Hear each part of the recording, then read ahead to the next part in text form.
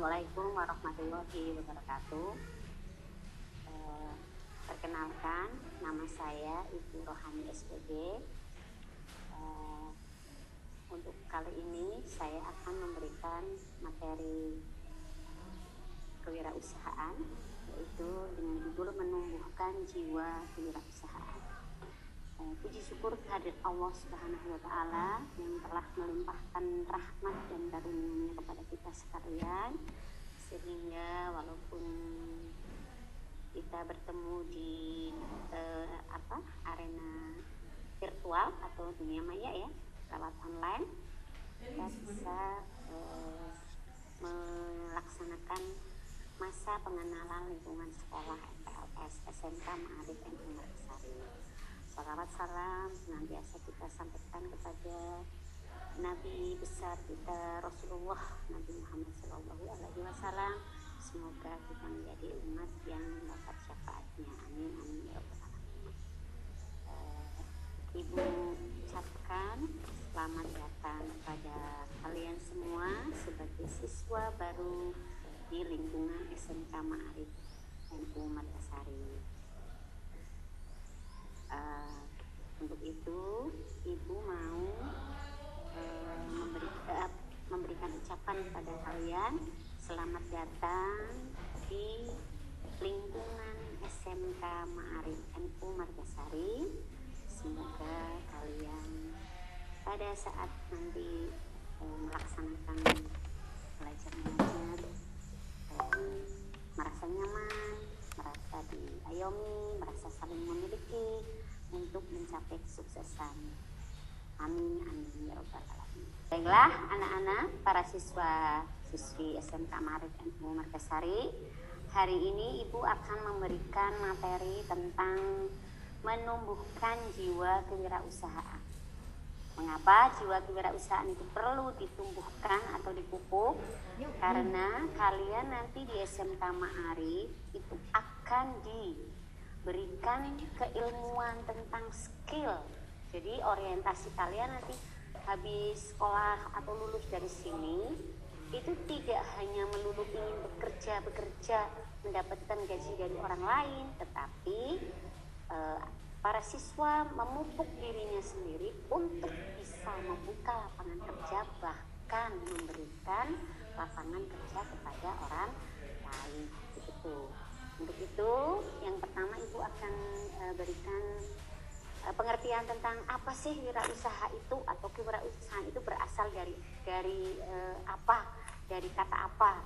Wirausaha itu adalah kata yang berasal dari wira dan usaha. Wira itu adalah orang yang berjiwa pahlawan, berbudi luhur, pejuang, manusia unggul, pokoknya yang baik-baik. Berwatak agung, bisa menjadi teladan, gagah dan berani.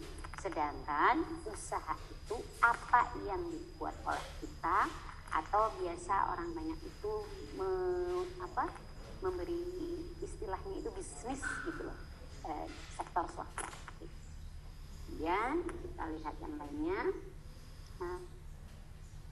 Bu, saya kan masuk SMK di sini mau kerja, boleh.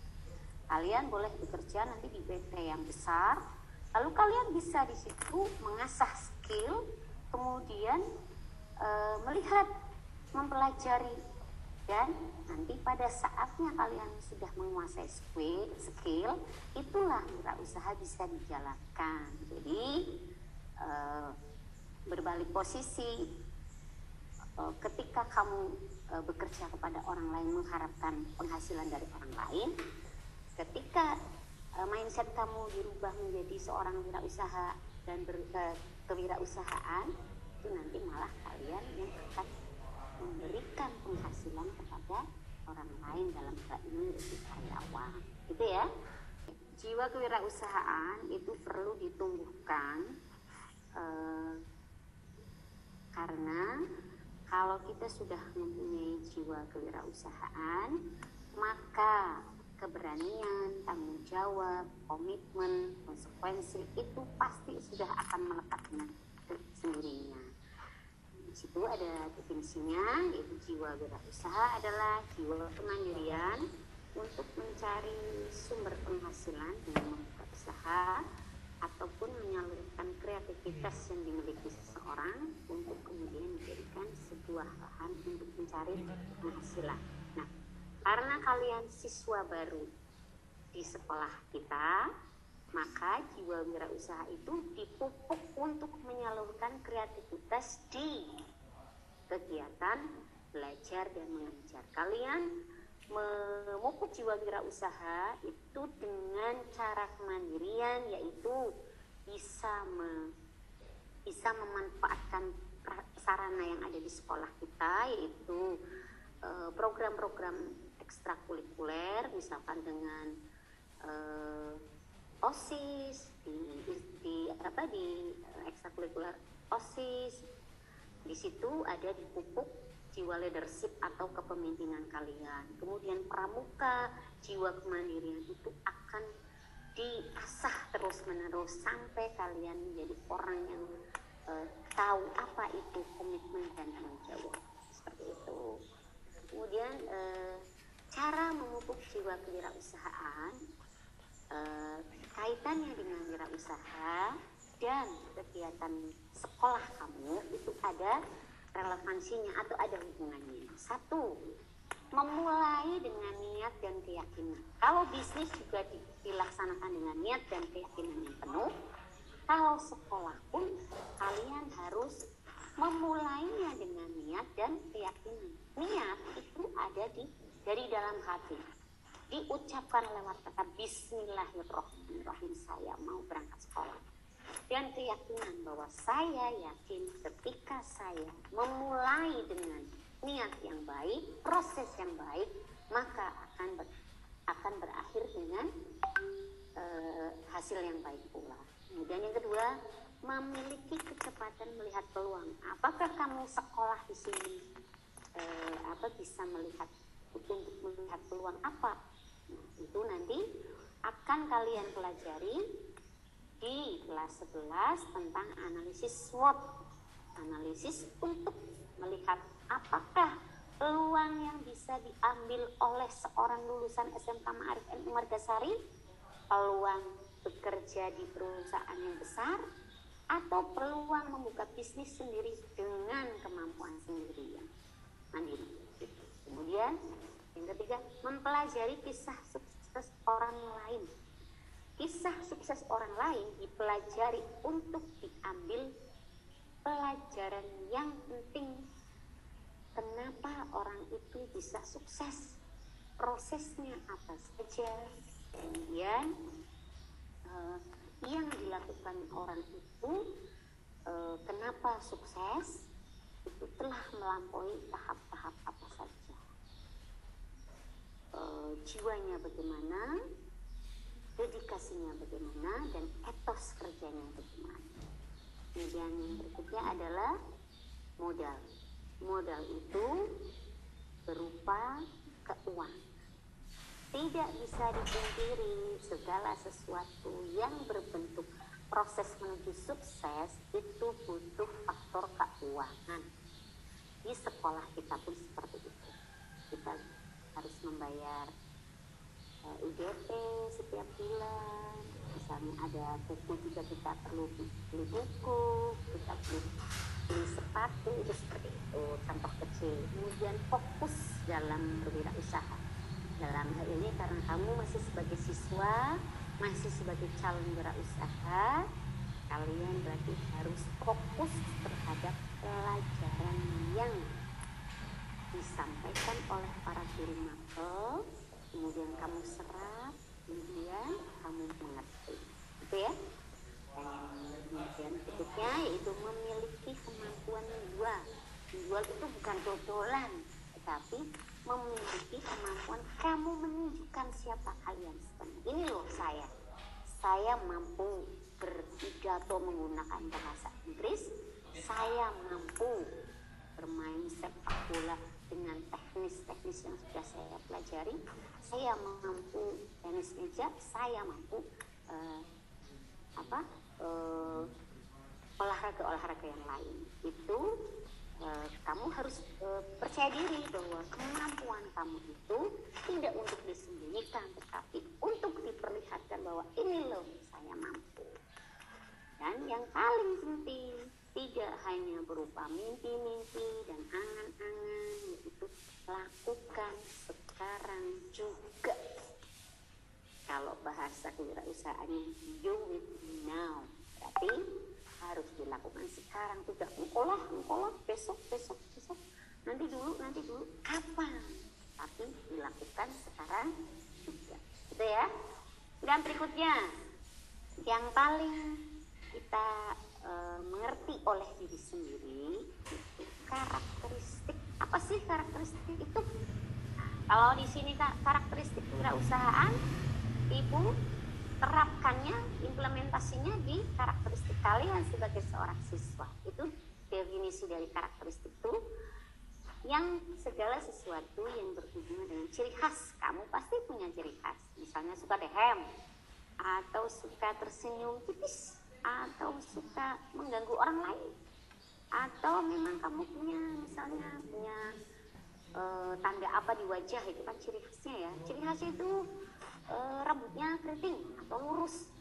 Lalu perilakumu setiap hari nanti lama-lama akan dihafal oleh orang lain atau oleh diri sendiri. Dan sikap seseorang untuk mewujudkan gagasan inovatif ke dalam dunia usaha. Kalau kamu berarti di dalam dunia pembelajaran, itu ya. Jadi karakteristik itu hal yang berhubungan dengan ciri khas perilaku dan sikap seseorang untuk mewujudkan gagasan, itu ya.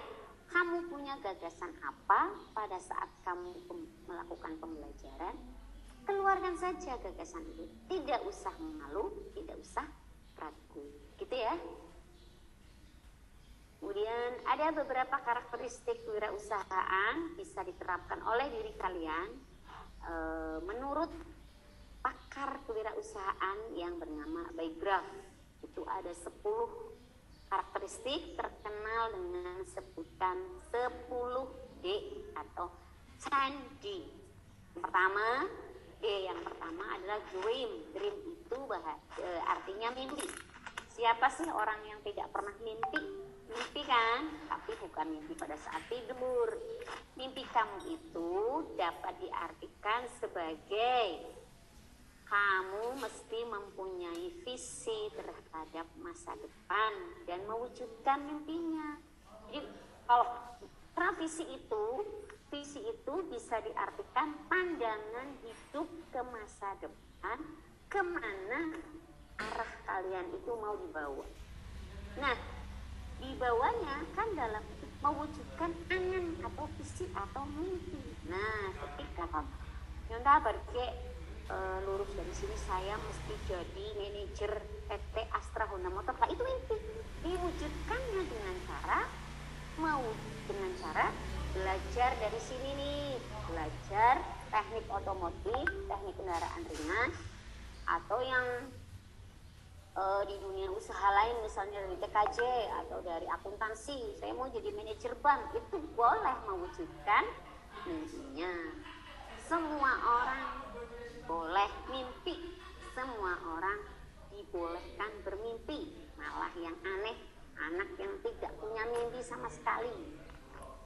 Yang kedua, resilience atau tegas, tidak bekerja lambat. Kalau kamu sekolah lelet, bangun siang, harusnya jam 7, kamu bangun jam 12, ya sudah, nanti kamu tidak akan menjadi pelaku, tetapi penonton. Kayak di acara Euro 2000, ya kan? Kamu hanya bisa jadi penonton karena kamu belum bisa menjadi pemain bola. Nah, nanti pada saat kamu sudah ingin mewujudkan mimpi kamu menjadi seorang teknisi Astra Honda Motor, katakanlah seperti itu, ya sudah, jangan bekerja lambat, lelet, dan saat membuat keputusan sudah diperhitungkan dengan cepat.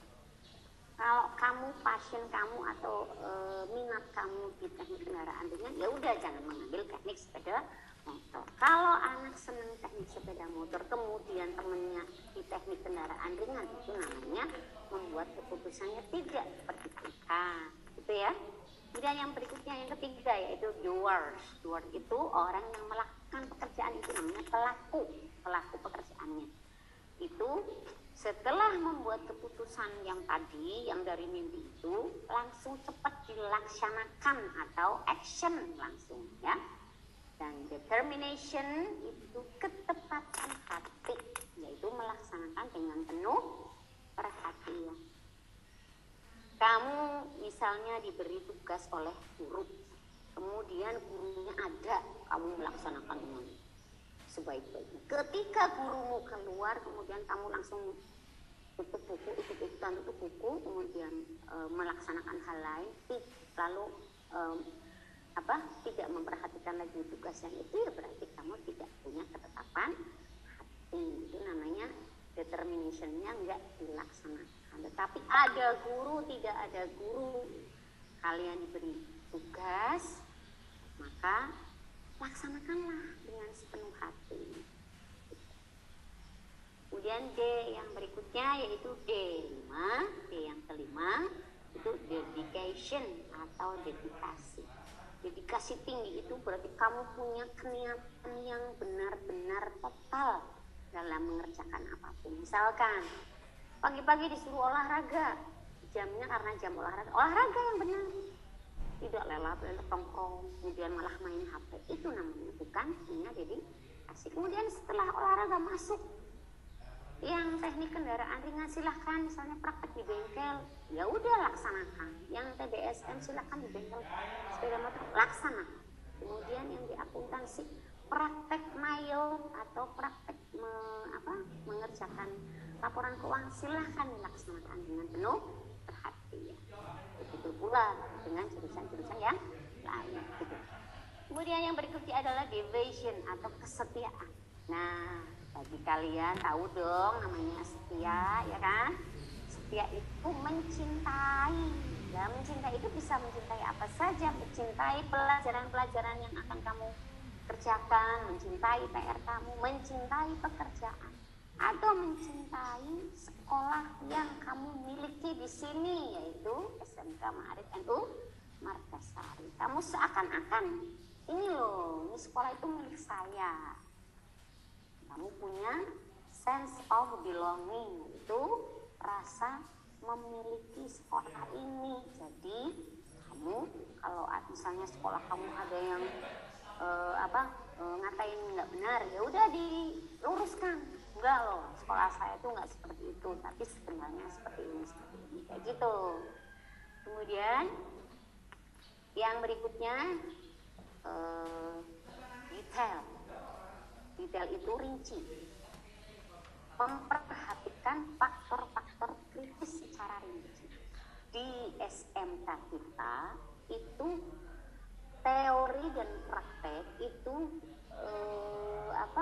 berkesinambungan dan balance atau seimbang. Jadi dari teori-teori yang sudah kamu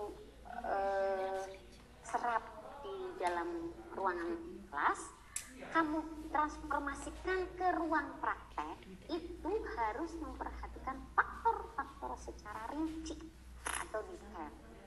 Apabila kamu dari siswa menuju lulus, kemudian kamu tetap sungguh-sungguh melaksanakan hal seperti itu, insya Allah di kesuksesan kamu akan menjadi seorang wirausahawan atau seorang pelaku usaha atau pelaku pekerjaan yang lain. Kemudian berikutnya setelah detail itu destiny atau tujuan. Kamu pati-pati ya dari SMP sudah lulus lalu sekolah di sini, pasti ada yang dituju.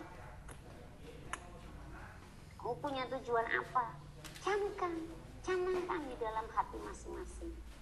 Dan tujuan itu akan tercapai apabila kamu melalui proses-proses dengan sungguh-sungguh. Dan insya Allah tujuan kamu akan tercapai. Kemudian yang berikutnya adalah dollar. Dollar itu tulisannya dolar ya.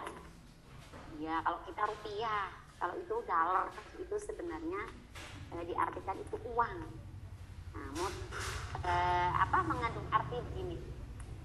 Segala sesuatu itu sebenarnya bukan diukur diukur dengan uang, ya. Wah, minta sekolahnya ini SMK sing hebat baik, bayar larang ya orang sing penting keren. Enggak kayak gitu. Sekolah kita murah, bulanannya aja cuma 20.000 kok, deket, jalan kaki juga bisa. Yang pakai motor juga nggak membutuhkan uang banyak, hanya beberapa liter untuk beberapa hari masih bisa kok, masih hemat. Jadi uang itu bukanlah motivasi utama, tetapi yang paling penting adalah proses, karena hasil itu tidak akan membohongi proses. Yang prosesnya sungguh-sungguh ya hasilnya akan sungguh-sungguh, tapi yang prosesnya lelet, sedina mangkat rong dina orang, telung dina mangkat sedina orang, itu yang nanti akan sesuai dengan amal perbuatan. Nah, seperti itu ya. Jadi segala sesuatu itu ada prosesnya dan hasilnya itu tidak akan membohongi proses. Jadi kemudian terakhir distribute atau menyalurkan. Ketika kita sudah misalnya menjadi orang yang berhasil, menjadi orang yang sukses, itu kan kita punya pekerjaan yang mesti dibagi dengan orang lain kan.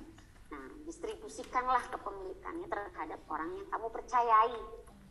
Jadi di ilmu manajemen itu ada membagi tugas itu harus sesuai dengan skill yang dimiliki orang tersebut atau kemampuan orang tersebut. Itu biasa disebut dengan istilah the right man on the right place. Tapi menempatkan orang di tempat yang benar. Seperti itu. Jadi kalau kamu punya minat terhadap mekanik mobil ya masuk kendaraan ringan. Kalau sepeda motor ya di TBSN. Kalau saya senang yang ngutik-ngutik komputer bu, ya udah masuk ke PKJ. Itu seperti itu. Contohnya ya. Lalu kita ke yang berikutnya. Nah ini nih, sikap dan jiwa kewirausahaan itu mesti nempel di diri kalian masing-masing sebagai seorang siswa SMK Ma'arif NU Margasari. SMK loh, sekolahan yang SMK bisa, SMK pasti bisa. SMK hebat, SMK bisa. Itu jargonnya seperti itu ya. Yang pertama yaitu percaya diri. Percaya diri itu artikan yakin atas kemampuan diri sendiri. Saya yakin kok, saya sekolah di SMK Ma'arif itu saya akan mampu untuk menembus dunia kerja otomotif yang perusahaannya multinasional, perusahaan go public, perusahaannya sudah dipercaya di Indonesia. Lalu berorientasi tugas dan hasil. Kalau kamu sudah memantapkan diri untuk sekolah di sini, ya sudah. Kalian harus memiliki tanggung jawab pada tugas yang diberikan. Hari ini pelajaran matematika, ada PR, ya udah bawa pulang. Kemudian garap di rumah. Kalau pekerjaan sekolah, garap di sekolahan sesuai dengan apa yang ditugaskan oleh para guru. Kemudian keberanian mengambil resiko. Emang kamu berani gitu sekolah di SMK Ma'arif? Jauh loh. Terus nggak jauh kok, deket. Terus ini loh saingannya banyak loh. SMK DB, SMK Negeri, SMK Tonjong. Ya nggak apa-apa. Kamu mesti berani menghadapi masalah. Kalau kamu lari dari masalah, justru akan menambah masalah baru. Nah, berarti saya berani kok mengambil resiko mengambil sekolah di SMK Ma'arif NU Margasari karena saya sudah menghitung secara perhitungan saya sendiri. Berani menghadapi masalah, lalu saya udah langsung ambil keputusan. Pick sekolah di sini. Belajar yang benar sesuai dengan apa yang digariskan oleh peraturan-peraturan sekolah. Rambut tidak boleh panjang, tidak boleh ditindik, tidak boleh ditato. Itu kan harus berani mengambil keputusan. Kalau nggak mau mengambil keputusan seperti itu, ya udah langsung saja jadi orang jalanan, boleh ditindik, boleh ditapok seperti itu. Jadi keberanian mengambil risiko itu ada banyak yang harus dikorbankan, yaitu harus patuh dan disiplin oleh peraturan-peraturan yang ada di sekolah maupun perusahaan. Nanti dari sekolah, budaya yang sudah kamu laksanakan setiap hari seperti itu, kebiasaan yang berbudaya baik, jiwa tanggung jawabmu, dan jiwa kepatuhanmu, jiwa disiplinmu akan terbawa di lingkungan perusahaan. Jadi dimulai dari mana? Dari sekolah. Begitu ya. Kemudian yang berikutnya, punya jiwa kepemimpinan atau leadership. Itu minimal kita dapat menguasai diri kita dengan baik. Jangan saya siapa sih sebenarnya, saya nggak kenal diri saya. Itu tuh yang paling mengkhawatirkan. Jadi menguasai diri kita dengan baik. Apabila kita disuruh oleh guru, kita laksanakan dengan baik. Apabila kita diajak berbagi oleh teman-teman dengan hal-hal yang baik, kita laksanakan. Kemudian yang berikutnya, berorientasi pada masa depan.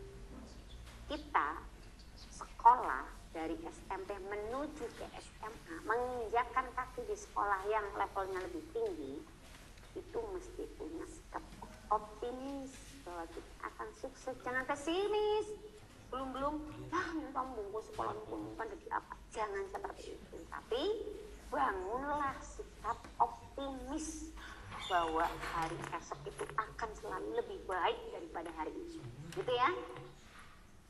Yang berikutnya adalah keoriginalan